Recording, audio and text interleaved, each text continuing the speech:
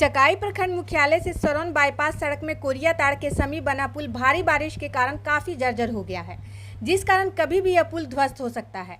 इस संबंध में पंचायत के पैक्स अध्यक्ष सत्यनारायण राय और राजद नेता शिव नारायण यादव ने बताया कि चकाई सरौन बाईपास सड़क में करीब 10 साल पहले पुल का निर्माण कराया गया था, जिसके बाद दर्जनों गांव में आवागमन की सुविधा बहाल हुई।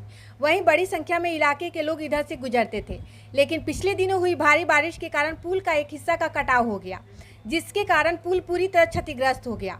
वर्तमान स्थिति यह है कि दुर्घटना को आमंत्रण देकर बड़ी मुश्किल से दुपहिया एवं चारपहिया वाहन आर पार हो रहे हैं। ऐसे में कभी भी यह पुल ध्वस्त हो सकता है और बड़ी दुर्घटना भी हो सकती है। लेकिन अब तक यहां पर विभाग द्वारा लोगों को दुर्घटना से बचाव के लिए कोई जागरूकता बोर्ड भी नहीं लगाया गया है। ऐसे में संभावना है कि रात्रि में कोई भी वाहन चालक और चार पहिया वाहन चालक पुल में बने गड्ढे में गिरकर दुर्घटनाग्रस्त हो सकता है। पैक्स अध्यक्ष ने बताया कि यह सड़क जमुई, गिरिडीह और देवघर से चकाई के लोगों को जोड़ती है। यहां हमेशा बड़ी और छोटी वाहनों का परिचालन होता है। लगभग 30 गाँव को यह सड़क सीधे चकाई प्रखंड मुख्यालय से जोड़ती है, जिसके कारण यह सड़क काफी महत्वपूर्ण है। वहीं राजद नेता शिव नारायण यादव ने जिला प्रशासन से अविलंब इस पुल की मरम्मत कराने की मांग की है।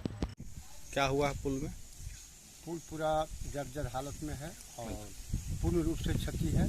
और अगर अगला वर्षा फिर अगर वर्षा होगा तो ये 20 गांव का जोड़ने वाला पुल है। 20 गांव का आवागमन सरौन तक बंद हो जाएगा। यहाँ से सरौन कब बना था ये पुल? ये पुल बनने में हो गया करीब 10 साल। कैसे टूट गया?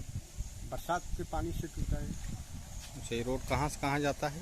ये रोड चकाई से सरौन तक।